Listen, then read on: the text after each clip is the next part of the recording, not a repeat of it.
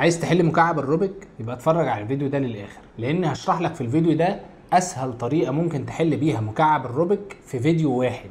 طبعا مكعب الروبيك علشان يتحل لازم تمشي بخطوات ومراحل، وانا هنا هشرح لك الموضوع وهبسطه لك على قد ما اقدر علشان تقدر تحله بسهوله. لكن اتفرج على الفيديو للاخر وامشي معايا خطوه بخطوه علشان تقدر تحله. وعايز اقول لك على حاجه، لو انت حاولت كتير تحل المكعب ومعرفتش ما تقلقش، لان في الفيديو ده هتعرف تحله ان شاء الله. طيب قبل ما نبدأ الفيديو ما تنسوش الاشتراك واللايك والشير. بسم الله، فيديو جديد. الطريقة اللي معانا النهاردة في حل مكعب الروبيك بتتكون من 4 مراحل. المرحلة الأولى بنحل الوش الأبيض، المرحلة الثانية بنحل الخط اللي في النص، المرحلة الثالثة بنحل الوش الأصفر، المرحلة الرابعة بنحل الخط الأخير، ودي بتبقى آخر خطوة في حل مكعب روبيك. هنبدأ نحل أول حاجة الوش الأبيض. علشان نحل الوش الأبيض لازم نحل الزائد الأول، وبعد كده هنجمع الأركان اللي في الجنب. فاحنا دلوقتي علشان نحل الوش الأبيض هنخلي الأبيض لتحت والأصفر لفوق. بعد كده مطلوب منك تجمع كل الأبيض اللي في علامة الزائد مع الأصفر هنا. إزاي؟ يعني شايف هنا في واحدة في علامة الزائد اهي من الأبيض موجودة، مطلوب مننا نكمل التلاتة هنا. هنبص كده نشوف الابيض فين. طبعا احنا مسكتنا معروفه، في واحده ابيض هنا بنطلعها فوق كده. احنا جمعنا 2. بعد كده هتعمل ايه؟ دور على الابيض التاني، فعندك في واحد ابيض هنا فاحنا عايزين نطلعه فوق. فاول حاجه لازم تعملها ان ما يكونش على الخط اللي هتقلب عليه. يعني انت المفروض تقلبها كده، بس انت كده قلبت واحده تانية، فلا. هتعمل ايه؟ لازم تفضي الخط بتاعها اللي فوق، تفضي النص من الابيض. يعني ازاي؟ يعني لو لفيت كده لفه ولفه كمان هتبص تلاقي ان الخط بتاعها فضي، فمجرد ما تقلب كده فانت جبت الابيض فوق بدون ما تضيع الابيض التاني. نفس الفكره هتدور على الابيض الباقي، عندك اهو واحده اهي نفس الفكره، الخط موجود عليه ابيض، فهتجيب الفاضي على الخط بتاعه اهو، فبقى فاضي، فتروح قالب. فكده جمعت الزائد الابيض مع النقطه الصفراء. فبعد كده بتبص على اللون اللي مع الابيض. اللون اللي مع الابيض هنا اورنج، تظبطه مع الاورنج وتقلبه قلبتين لتحت. وتبص هنا الابيض معاه مع احمر، توديه مع الاحمر وتقلبه قلبتين لتحت. هنا الابيض معاه ازرق، تظبطه مع الازرق وتقلبه قلبتين لتحت. وهنا الابيض معاه معاه اخضر، فتوديه مع الاخضر اللي في النص وتقلبه قلبتين لتحت. هتبص كده تلاقي علامة الزائد اتجمعت. الخطوة اللي بعد كده هنجمع الابيض اللي في الاركان، تخلي المكعب وشه لتحت. بس قبل ما ندخل في الجزئية دي لازم تعرف الرموز اللي هنشتغل عليها. هنقول الرموز مع بعض. لما اقول يمين فمعنى كده ان انا هحرك حركة واحدة من الجزء اليمين ده مع عقارب الساعة، وبنرمز لها بالرمز ي. ولما اقول امامي فهنحرك حركة واحدة من الجزء اللي قدام مع عقارب الساعة، وبنرمز لها بالرمز الف. ولما اقول علوي فعلوي بنحركها حركة واحدة من فوق وبنرمز لها بالرمز عين. ولما اقول سفلي بنحركها حركة واحدة من تحت وبنرمز لها بالرمز س. كل الحركات اللي قلنا عليها دي ليها العكس بتاعها. يعني يمين زي ما قلنا بنحرك كده، فاليمين العكسي بنحرك كده. نفس الفكرة في العلوي، العلوي بنحرك كده، العلوي عكسي بنحرك كده. الامامي قلنا بنحرك كده، الامامي العكسي بنحرك كده. السفلي بنحرك كده، السفلي عكسي بنحرك كده. وبنرمز للرموز هي بس عليها شرطة. يعني اليمين العادية يه بس، واليمين عكسي يه فوقيها شرطة. دي الرموز اللي هنستخدمها في اي خوارزميات هنتكلم عنها في باقي الخطوات اللي جاية. اي خوارزمية هنقولها لازم تكتبها عندك علشان تحفظها وتطبق الموضوع بسهولة. وبعد ما عرفت الرموز اللي هنستخدمها هتمسك المكعب ازاي. الابيض لتحت والاصفر لفوق زي ما احنا متعودين. وبعد كده لازم الابيض يكون في الجزء ده، لازم يكون في الجزء ده، يا اما هتلاقيه هنا يا اما هنا يا اما فوق. وحتى لو هو في اي مكان لازم تجيبه هنا، وهعرفك ازاي. يعني احنا ماسكين المكعب هنا، شايف المكعب اللي على اليمين ده لازم الابيض يكون فيه، يا اما على اليمين او هنا او هنا. وكل واحده ليها خوارزميات، فانا ما بحبش كلمه خوارزميات فهقول لك قاعده، وكل واحده ليها قاعده بتتحل بيها. اول حاجه لما يبقى الابيض معانا في المكعب ده نشوف الالوان اللي معاه. الالوان اللي معاه هنا ايه؟ اخضر واحمر. لازم تكون شايف في اللون اللي هنا واللون اللي هنا اللونين اللي ظاهرين هنا، يعني تودي اللون الاحمر مع الاحمر اهو. بص، تودي اللون الاحمر مع الاحمر. هتبص هنا تبقى انت شايف الاحمر اهو، الاحمر اهو، وفي نفس الوقت شايف الايه؟ الاخضر اللي انت بتحله اهو. ادي الاحمر وادي الاخضر وادي الاخضر وادي الاخضر. يعني ايه شايف؟ يعني شايف انت الجزء اللي انت ماسكه ده هنا في وشك لون واللي على اليمين لون، لازم اللونين يكونوا قدامك كده. ادي اخضر اهو ظاهر قدامك، وادي احمر اهو ظاهر قدامك. بعد كده هتطبق القاعده اللي قدامك دي، يمين علوي يمين عكسي. بس كده، كده نزلنا الابيض تحت. الحاله التانية اللي هي بيبقى في الوش كده، اول حاجه لازم ابص على اللونين زي ما اتفقنا، واكون شايف اللونين قدامي، هنا اخضر وهنا احمر، انما هنا في احمر وفي ازرق، يبقى هو مش في مكانه الصح. يبقى لازم اقلب كده واقلب المكعب كده، وبص هنا في احمر وهنا في ازرق كده مظبوط. بعد كده هطبق القاعده اللي قدامك دي، علوي يمين علوي عكسي يمين عكسي. وبكده يبقى وديت اللون الابيض في المكان الصح. هنكمل على نفس الطريقه. الابيض هنا معاه لونين اورنج واخضر، لازم اكون شايفهم، فادي الاخضر وادي الاورنج. بعد كده هطبق القاعده اللي قلنا عليها، يمين علوي يمين عكسي. هتكمل على نفس الفكره. ادي اللون الابيض اهو، معايا هنا ازرق واورنج، تمام، لازم اكون شايفهم هما الاثنين، ادي الازرق وادي الاورنج. هطبق القاعده علوي يمين علوي عكسي يمين عكسي، وبكده يبقى الابيض اتحل. طيب الابيض لو فوق هنا هعمل ايه؟ اول حاجه طبعا هنمشي الالوان مع بعضيها، يعني نبقى شايفين اللونين. انا شايف الاورنج والاخضر، وهنا معايا الابيض فوق.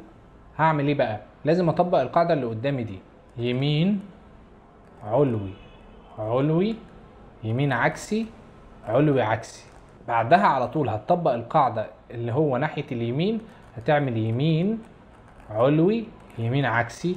وده الاحتمال الثالث في اللون الابيض، ان هو يكون فوق مش على اليمين ولا في الوش. في ملحوظه يا جماعه قبل ما نكمل الفيديو لازم انوه عنها، انا مش هعيد الخطوات. يعني انا لما هشرح خطوه مش هعيدها. ليه بقى؟ لان انت عندك امكانيه تعيد الفيديو، يعني انت عندك امكانيه لو ما فهمتش الجزء اللي فات ده ارجع اسمعه تاني، وهكذا في كل خطوه. ده علشان وقت الفيديو مش يطول، مش هقعد اشرح الحاجه مره واثنين وثلاثه، فالفيديو هيبقى طويل قوي وهي نفس الخطوه. فيلا نكمل الفيديو. هندخل على الخطوه الثانيه، وهي ان احنا نحل الخط اللي في النص. اهم حاجه علشان نحل الجزء اللي في النص ده، مسكه المكعب ازاي؟ مسكه المكعب الابيض ناحيه ايد الشمال، الابيض ناحيه الشمال. شايف الابيض اهو، لازم يكون ناحيه الشمال كده، ومسكه المكعب بالطريقه دي، والاصفر على اليمين. ودي المرحله الثانيه من حل المكعب. علشان احل الخط اللي في النص لازم ابص على الجزء ده، النقطه دي. اللونين دول لو فيهم اصفر ماليش دعوه بيهم، يعني هنا في اصفر ماليش دعوه بيه. اقلب، هنا في اصفر ماليش دعوه بيه، هنا في اورنج وازرق. اعمل ايه بقى؟ شايف الاورنج ده لازم امشيه مع الاورنج بتاعه كده، الاورنج مع الاورنج. لازم اكون شايف اللونين مع بعض. يعني انا دلوقتي شايف الاورنج وشايف الازرق، الازرق قدامي اهو والازرق معايا والاورنج معايا. وعلشان تبقى فاهم، احنا عايزين نجيب القطعه دي عايزين نجيبها هنا، فعلشان كده سميناها من فوق لتحت. هنطبق القاعدة اللي قدامك دي، يمين أمامي يمين عكسي، امامي عكسي، يمين عكسي، علوي عكسي، يمين، علو. وبكده اتحلت وجت في المكان اللي احنا قلنا عليه. بعد كده هندور في الجزء ده. هنا معانا اخضر واحمر، طبعا لازم تمشي الاحمر مع الاحمر في النص، فهنجيبه كده كده بقى الاحمر مع الاحمر، ومعايا هنا اخضر، لازم اكون شايف الاتنين مع بعض نفس المسكه كده. فانا دلوقتي شايف الاخضر وشايف الاحمر، الاخضر معايا اهو والاحمر معايا اهو. هطبق نفس القاعده اللي فاتت اللي هي من فوق لتحت، يمين امامي، يمين عكسي، امامي عكسي، يمين عكسي، علوي عكسي، يمين، علوي. جت في المكان المظبوط. هنا معانا برضو احمر وازرق، لازم نجيب في المكان المناسب اهي مع الاحمر، ولازم اكون شايف اللونين. هنا معايا الازرق اهو والاحمر، انا شايف الاحمر وشايف الازرق. ودي الحالة التانية اللي احنا بنقول عليها ان اللون يكون تحت. انا كده ماسك المكعب ومعايا الاحمر اهو مع الاحمر، والازرق معايا اهو فوق، يبقى كده المكعب ده القطعة دي لازم تطلع فوق هنا. فدي الحالة التانية وهي من تحت لفوق. هنطبق فيها القاعدة اللي قدامك دي، يمين عكسي، علوي عكسي، يمين، علوي، يمين، امامي، يمين عكسي، امامي عكسي. هتلاحظ بعد كده الخط اللي في النص اتظبط. في حالة كمان هنلاقي ان هنا في اصفر، فملناش دعوه بيه، هنقلب كده، في هنا اصفر وفي هنا اصفر وفي هنا اصفر، يعني هو هنا موجود اهو بس المفروض يتقلب وهو مش موجود في المكان اللي احنا محتاجينه. نعمل ايه في الحاله دي؟ هتطبق اي قاعده من الاتنين اللي احنا قلناهم وهتلاقيها جات لك هنا. بعد كده تطبق القاعده بتاعتها، هتبص تلاقيها جات اهي احمر مع اخضر. بعد كده هنبص نشوفها هي فوق ولا تحت. لو فوق هنطبق القاعده بتاعت فوق، يمين امامي، هتلاقيها جت معاك بسهوله كده. يبقى خلصنا المرحله الثانيه من حل المكعب. بعد كده هنحل الوش الاصفر. الوش الاصفر بيتحل في مرحلتين. المرحله الاولى ان احنا بنجمع علامه الزائد الاصفر، وبعد كده المرحله الثانيه بنحل الاركان. طيب نجمع علامه الزائد ازاي؟ اول حاجه ببص اشوف انا عندي ايه هنا، معايا في الاصفر اللي في النص بس ولا معاها اي حاجه، لان الحالات كتير جدا. فالحاله دي معايا الاصفر اللي في النص، ومعاه هنا في اصفر وفي اصفر وفي اصفر كمان هنا. في الحاله دي اول حاجه شايف حرف الدال قدامك بيبقى ناحيه الشمال، يعني لما يبقى في حرف الدال كده خليه ناحيه الشمال، ناحيه الشمال فوق. مسكه المكعب علشان تحل الاصفر ان يكون الابيض تحت والاصفر فوق. وبعد كده بنطبق القاعده اللي قدامك دي، امامي، يمين، علوي، يمين عكسي، علوي عكسي، امامي عكسي. هتبص على الاصفر هتلاقيه عمل خط، وده كده معناها ان انت ماشي صح. هتطبق نفس القاعده، امامي، يمين، علوي، يمين عكسي، علوي عكسي، امامي عكسي. بعد كده هتلاقي نفسك عملت علامه الزائد. وبيبقى في حالات كتير بقى، ممكن تلاقي نفسك عملت الزائد بس وما يجيش معاها اي اصفر في الاركان، وممكن يجي لك واحده بس، وممكن يجي لك اتنين زي دول. في الحاله اللي قدامنا دي لما يجي لك اتنين بالشكل ده، خلي الاتنين الفاضيين تحت وطبق القاعده التانيه، يمين، علوي، يمين عكسي، علوي، يمين، علوي، علوي، يمين عكسي. بعد كده وصلنا للمرحله دي ومعناها ان احنا ماشيين صح.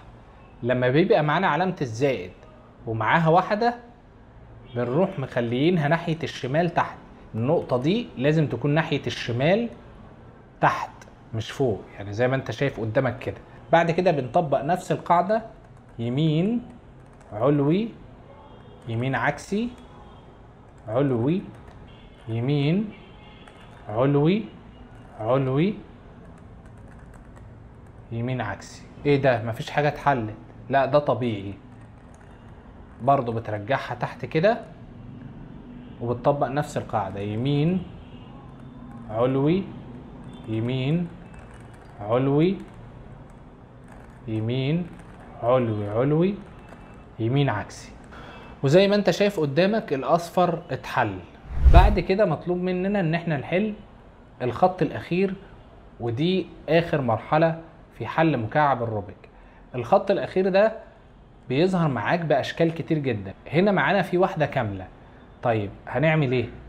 اول حاجة هتمسك المكعب بالشكل اللي قدامك ده، الابيض قدامك والاصفر في الظهر، وتخلي لو معاك واحدة سليمة زي دي تخليها فوق، وهتطبق القاعدة اللي قدامك دي، يمين سفلي زي ما قلنا كده. بدأنا نستخدم السفلي اهو، يمين علوي علوي يمين عكسي سفلي عكسي يمين علوي علوي يمين يمين. بص كده ايه الشكل اللي طلع معاك، وهو ده اللي احنا محتاجينه. هتبص تلاقي ان في نقطة سليمة في النص ومعاها لونين مختلفين. هنا نفس القصة معاها لونين مختلفين. هنا معانا في 3 مظبوطين. طيب نعمل ايه بقى في الحالة اللي زي دي؟ هتبص على النقطتين دول لونهم احمر توديهم مع الاحمر، هتبص تلاقيها ايه؟ بقت النقطة بس اللي في النص اللي مش مظبوطة. نفس القصة هنا اللي في النص بس، هنا اللي في النص بس، هنا دي مظبوطة كلها. اول حاجة مسكة المكعب بتبقى الابيض لتحت والاصفر لفوق والسليم ورا. هتمسك المكعب زي ما انت شايف كده وهتطبق القاعدة اللي قدامك دي، يمين علوي عكسي يمين علوي يمين علوي يمين علوي عكسي يمين عكسي علوي عكسي يمين يمين. بتلاقي المكعب اتحل معاك. في حالة كمان بتيجي في اخر خطوة ان انت تبص تلاقي المنظر ده.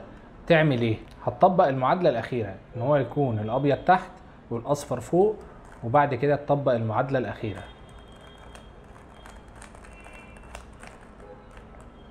هتعملها بعد كده هتلاحظ ان في وش اتظبط والباقي عمل معانا نفس الفكرة، وده اللي احنا محتاجينه. هتخلي الوش السليم ورا وتطبق نفس القاعدة.